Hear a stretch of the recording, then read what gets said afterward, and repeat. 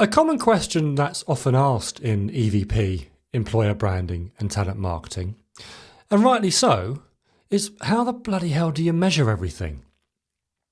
There's so much that you can measure, there's also quite a bit that you shouldn't. And how you answer that question will depend on what you're trying to achieve. Do you have an issue with brand awareness? Is there something to do with diversity that you're trying to tackle? Have you found issues along the candidate or employee experience that you'd like some help with? Or maybe the business is demanding that you try and cut costs. Whatever it is you're trying to achieve, it's really important to start with those specific goals in mind. And in this video, I'm going to cover at a high level the things you should be measuring, could be measuring, and that you shouldn't be measuring, especially if you want to set yourself up for success.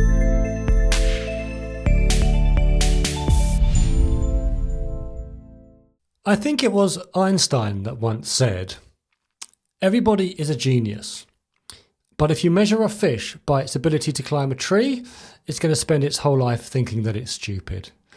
And it always resonates with me, that quote, because I see it happen so often in the world of EVP and employer branding and talent marketing. And before we get into the nitty-gritty of the things you should measure or could measure or definitely shouldn't be measuring, there's just three foundational things I want to cover off to set you on a path for future measurement success. And the first one's really obvious, and we all know it, and we all say it, and we've heard many people tell us that we should be doing this. But how often have you got into that hamster wheel of just tactical do, and everyone's busy, and your heads are down, and then halfway through something, somebody will look up and go, why are we doing this? And there's that awkward, everyone looks at each other and goes, well, I don't know, we've just been told to do it. Or, people have forgotten what it was. So the first thing, before you know what you should, could or shouldn't measure, is understand why you're trying to measure it in the first place. And that always comes back to having clear goals. And it's strategy 101, right? If you've been around this space or done anything to do with strategy, they always say, the thought leaders, whoever they are, have a clear purpose, and from that purpose comes your goals. And then it's understanding for those goals, what are the correct KPIs to set for them, and with those KPIs, what are the metrics that will help you measure whether or not you're moving the needle.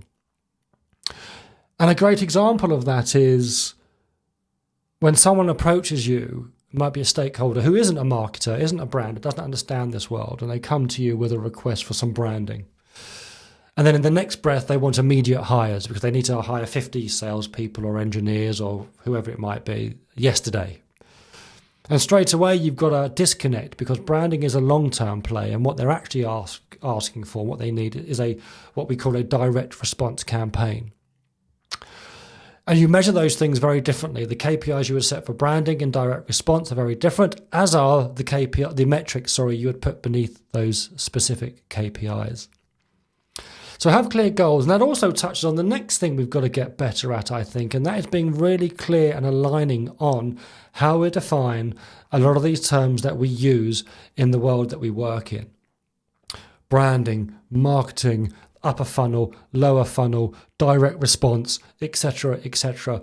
There's so many words that we as marketers and branders sometimes forget, that people who don't live and breathe this every day, they may use them, but do they necessarily understand them? Or they have their own definition of them that doesn't align to yours, and that's fine. But what's really important is just to make sure whatever the words you're using to communicate what it is you're trying to do, that everybody involved is aligned on a definition and agrees to those definitions.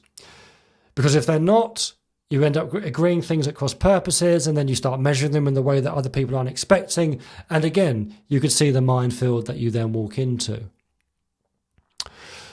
And going back to setting those goals, if you're not sure what to set, what I would suggest is looking at the end-to-end people experience, from the attraction piece, that might be social media or other content you're pushing out to the world to tell people about who you are and what you do and all that stuff, through to then people coming to your career site, and from your career site maybe into an application experience, into the hiring experience, onboarding, early tenure, etc., etc.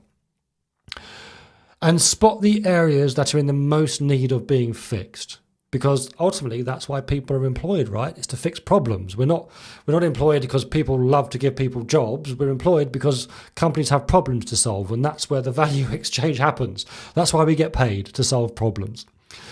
So look along that people experience, spot where the biggest problems are, and aim to fix those and create goals. Now that might be, for example, you identify in that tenure part experience amongst your employed people that there's an issue with diversity. Or on the other end of the spectrum, it might be you're a business who is scaling up, or an SME who nobody knows, so there's a brand awareness piece. Or in the attraction part, it might be that you're incredibly well known. The problem isn't getting candidates, you're getting too many. So you need to turn that tap down. How do you do that? How do you measure that? So on and so forth. So just a bit of kind of a foundational thing I wanted to cover. 3 things that before we get into what you should measure and shouldn't measure, etc. Make sure you've got those ducks in a row. Because if you haven't, unfortunately, whatever you decide to measure is going to be disconnected, and you will get to that point at some time where you look at each other and we'll have that awkward glance of like, what are we doing? Don't know.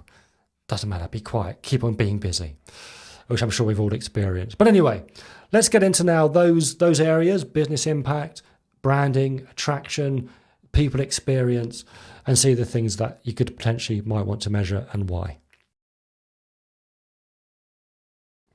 Let's start by looking at the types of things we can realistically measure when it comes to having a business impact. And this is a really important one, and one where as a whole, as an industry, I think there's much room for improvement. And I far from have all the answers, but I do have some examples which I've covered off in previous videos. Feel free to check those out on my LinkedIn or YouTube. And this is tied to ROI. Again, I speak about that quite a lot, and what is real ROI versus the fancy, fluffy version that you often hear, an incorrect version that you often hear in employer branding.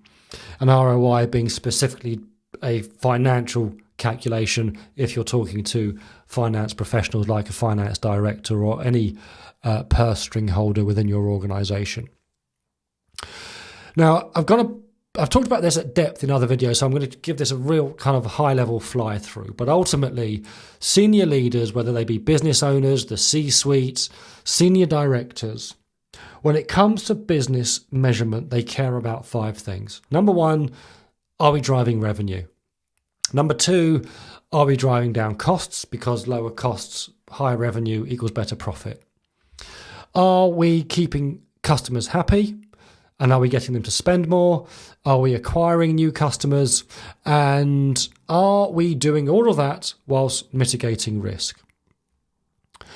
So then you step back and go, well, as employer branders and talent marketers, which of those can we impact? Now, it's very hard to do the first one, showing a direct attribution between what we do and top line revenue impact. Because I talk about degrees of separation from a P&L, the profit and loss. So, for example, a salesperson, I say they have 1 degree separation from a P&L chart. And by that, what I mean is, if you're a salesperson and you make a sale, you see a spike on that P&L graph. And if you don't make a sale, you see a flat line. Or you'll see it going downwards based on the cost of having you in that seat. But if you're an employer brander or a talent marketer who's partnering with a recruiter who hired the salesperson, then you can see you're about 4 to 5 degrees separated from that P&L, that top line. So it's very hard to do that.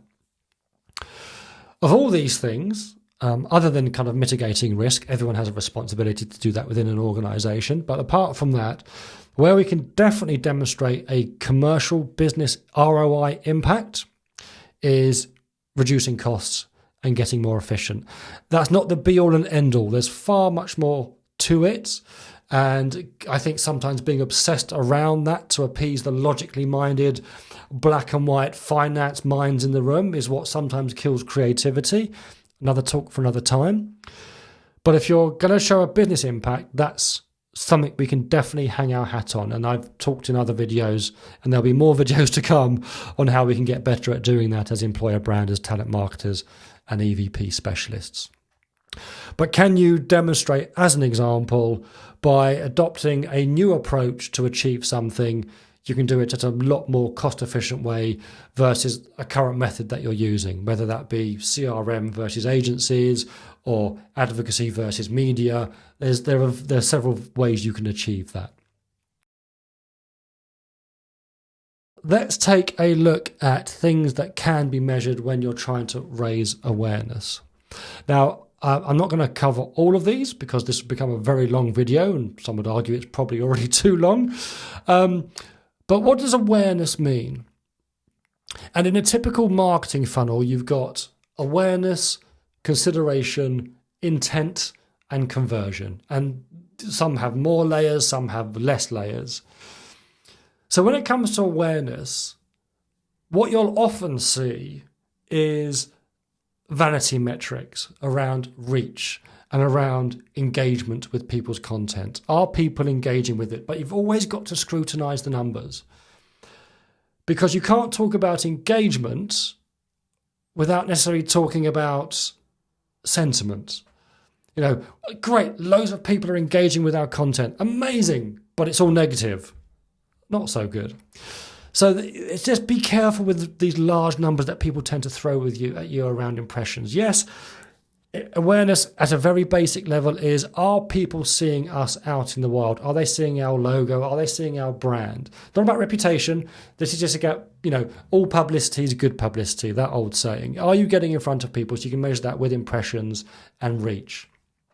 And just to clarify, reach is getting in front of an individual. Impressions is getting on a device's screen. So for example, a piece of content hits me, that's a reach of 1, and it hits my smartphone, my tablet, my laptop, that's 3 impressions, because people often get very confused about that, but that's ultimately how you kind of differentiate between those. Now, it may be you measure awareness by unique traffic. Now, there's 2 types of traffic to a website. There's unique and there's returning. And I've seen and been involved in creating sophisticated measurement frameworks where you dissect those. Because returning traffic isn't a sign of awareness necessarily. It could be a sign of further consideration or intent. I'm coming back. So there's more intent. I'm going to take an action, in our case, apply for a job or sign up to an event or download something, wherever that checkered flag of conversion is. Another form of awareness might be community growth, social media. Now, again, we've been saying this for the last 15 years since I've been in social media. And I mentioned it earlier about scrutinizing these numbers. Community growth isn't necessarily a sign of great awareness. It's about quality, not quantity. And I remember one of my first jobs when I got into Tesco, I was looking at social media in kind of recruitment marketing. And so this is when Twitter was just starting and Facebook. And my boss at the time said, how quickly can you get me 5,000 Twitter followers? And I said, well, if you give me a budget, I could probably do it in a week or 2. The algorithms worked very differently there. Organic reach and engagement was a lot higher. And I said, but would you rather have 5,000 random followers that I can buy for you? Or would you rather have 500 relevant people who could potentially be candidates in the future? And I'll never forget, he thought for a second and went, I'll have the 5,000 followers, please. So he didn't quite get it. But those conversations still happen. And as marketers and branders, you bash our head against the wall when stakeholders still don't understand. But community growth is about awareness. If that's growing, then people are getting aware of you. Whether it's the right people you want to be aware of you is another question entirely, and there's often a lot of education that's needed around that. The pain is real. But hopefully that gives you an indication at a high level, some things you can do to measure awareness. Let's take a look at some of the things you may want to measure and their associated goals when it comes to the whole attraction part of the people experience. I touched very briefly already on the top one here, returning traffic, because you may not want to get this granular.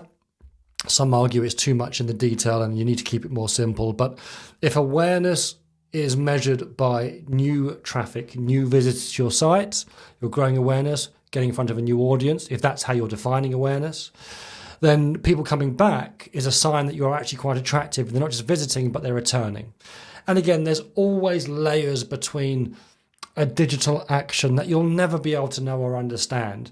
Are they coming back because they lost their internet connection? Are they coming back because they had a little peek through the window and they wanted to come back as a sign of attractiveness? So I've tied myself up in knots over the years. Could explain why I don't have any hair and the wrinkles in my forehead are growing. But so take all of this with a pinch of salt.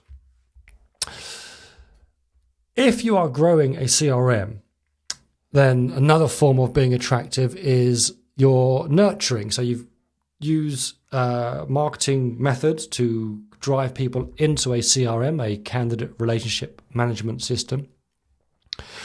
And you have a content strategy that says we're going to nurture them, i.e. we're going to send them an email once a month, whatever that time period is, whatever your chosen cadence is. And you want to see that as a sign of attractiveness, are people engaging with the content you're sending them, or are they just kind of pressing a button, blindly going into this database and they don't really care? Brand sentiment as a sign of attractiveness, although it is for some the holy grail, in consumer marketing it is extremely difficult to measure, and they spend thousands and they have the technology to do it. And I'll come on to that in a moment as a punchline to all of this. But to measure brand sentiment in the way you would in consumer marketing, so in consumer marketing, when I worked for a clothing company, they measured that company against its competitors, and they looked for words, positive words like love, like, i.e. enter company name, I love their jeans or their blouses or their dresses. That's how you do it. But to do that and carve out the company in the context of employment is extremely difficult. I don't know if anyone can actually do it. If you do it, please let me know in the comments. I'd love to have a conversation with you. I think in employer branding and talent marketing, when we talk about brand sentiment, essentially what we're talking about is our Glassdoor ranking. And again, to the uninitiated, that's fine. To the experts, that is troublesome because it's easy to cook those books. Getting employees to leave a positive review. I've learned today, I think in the conversation I had, there's even technology now where you can go in and legally automate it. You can make a legal request to remove negative reviews. So the validity of that as a brand sentiment, the yardstick, is getting ever thinner. Time and cost per application is important in branding, and I separate cost per application and cost for hiring. Purely as branders, if you are setting yourself up for success by measuring the impact you're having on time to hire, then in most cases I think you're setting yourself up for failure. And in previous companies I've worked for, we would say that our jurisdiction as branders was to generate leads. Converting those leads then goes into the hands of the recruiters. It's like marketing and sales and consumer marketing. Marketing generates leads, the salespeople convert them. In our world, marketing and branding generate the candidates, recruiters and hiring managers convert them. So we could be incredibly efficient at getting top quality candidates into the ATS. If a recruiter or a hiring manager then sit on a CV, or there's delays between interviews due to whatever reason, company changes, human incompetence, whatever it might be, then it's unfair to measure the success of marketing and branding against quality, time to hire. Also quality of hire, we'll come on to that again in a moment. But so be careful. What we should absolutely be on the hook for is time to apply and quality of application. Again, these terms are very easy to say, but what do we mean by quality of application? How do you deem a good quality applicant from a poor quality applicant? You've got to have those conversations before just running off. When someone says, right, we're going to measure quality of application, you go, okay, great, and you run off and you go, shit, how do we do that? What's a quality applicant? So it's fine to measure it, but be sure, I talked about that language at the very start. What do people mean when they say these words so freely and so easily? Easy to say, often more difficult to do. Now, in some companies I've been in, the quality of application, depending on the application process. In one company I worked for when I was agency side, they deemed a quality application as someone who got to a face-to-face interview because they had to do certain things online and psychometric testing before they had that.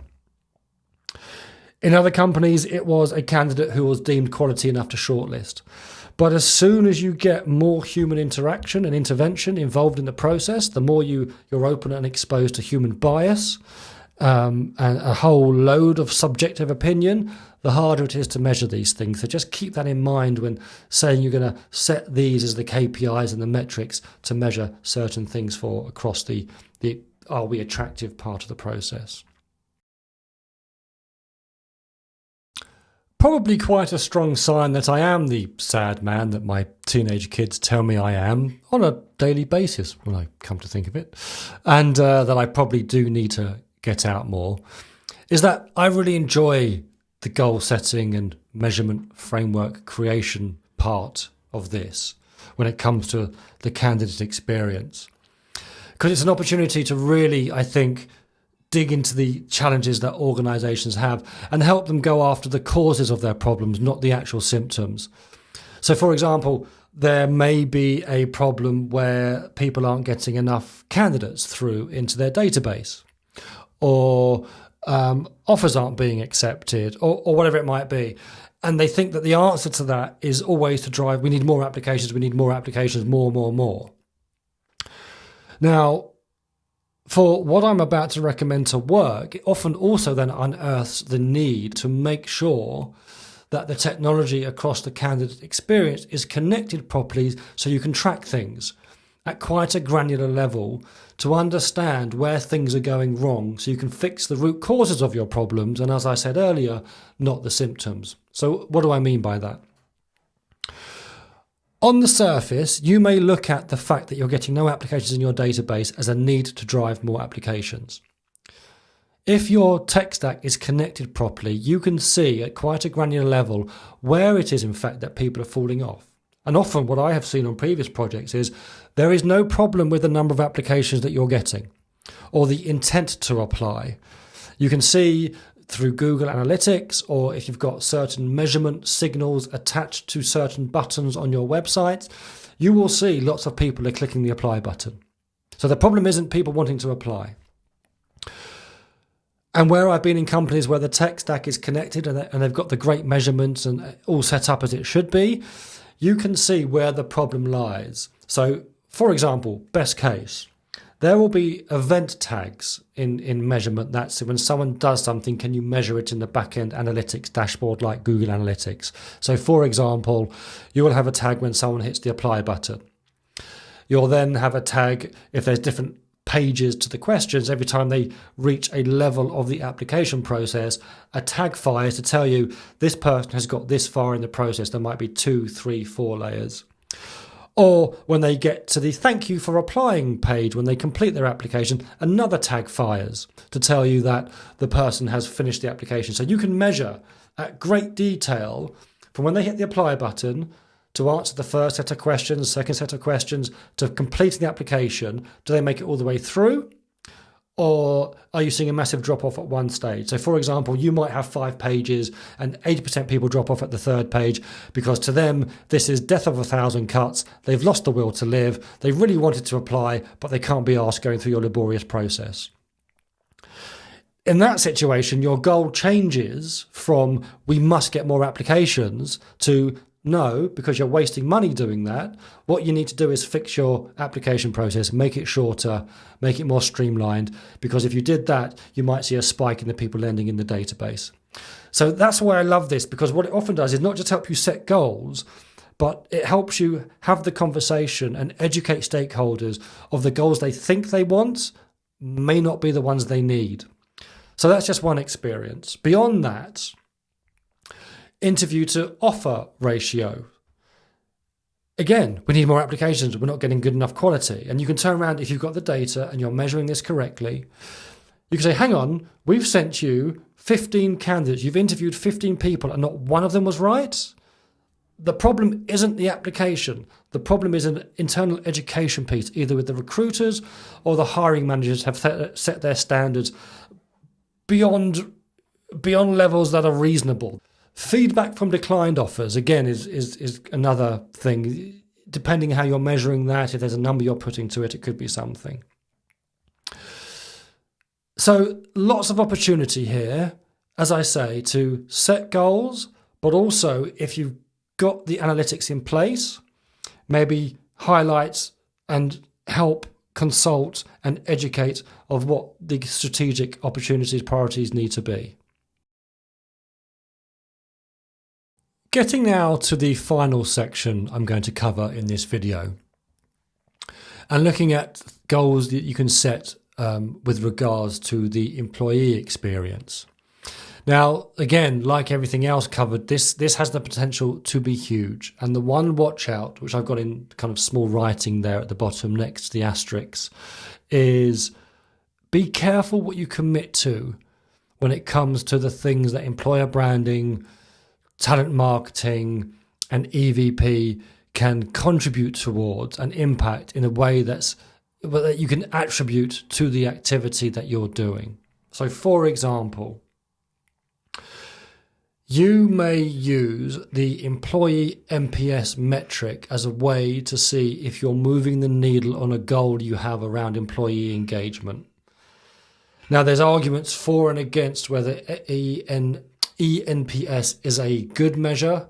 I personally think it's one to be careful of. It's not the same as customer NPS, and it's not always a sign of engagement.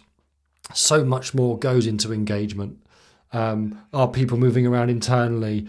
How active are they on social media? Because if they're highly active on LinkedIn, it could be a sign that they're not engaged, but they would recommend you. And if they're going to recommend you, it depends who to. So just be careful with that one as well. Employee engagement surveys. If you do something with your employer value proposition and you communicate it and you activate it, make sure you've got questions in that survey that you can really attribute back to, we did this with our EVP and it has impacted this within the engagement survey. I think one area where it's easier to connect the dots is when you have a strategic initiative, like our goal is to improve the gender diversity across the company or in a specific department. And there are loads of great case studies in, for example, and I know gender is just a tiny part of diversity and inclusion, but there's loads of great examples where there have been industries and businesses that have a high male population, typically in things like engineering and construction, where there was a need to drive more female employees. So you did a specific campaign with women at the forefront, talking about the journey that the organisation is on or was on as they identified a need to increase the gender diversity to become a better organisation. And as a result of those specific marketing campaigns, they did see huge improvements in the number of females they got into those roles. So in that respect, it can be, as I say, there's a clear, logical connection of you do something, you set a goal, KPIs, metrics, you do some activity, and you can link it all back to the actual things that you did. But in other areas, as I say, just be careful that before committing to anything, you have those conversations that say, right, how are we going to measure it? And what can we do that is easy to connect those dots? And finally, just to end on, with all of this, the thing to be mindful of is, in many companies I've either worked for or I have supported on a kind of a client agency relationship, having the desire to measure all these things is one thing. And most people do have that desire. We know we need to measure these things. But the more you want to do, the more sophisticated you want to get, the more investment is needed. Because it takes data, and data isn't cheap. And it takes technology, and that can be expensive too. And that technology needs to be connected in a way that things can be tracked through. So as I mentioned earlier, the example I used in the candidate experience part around tracking that whole candidate experience. Where are the cracks? Where are people falling through? So you can make sure you're going after the root causes of your problems and not the symptoms.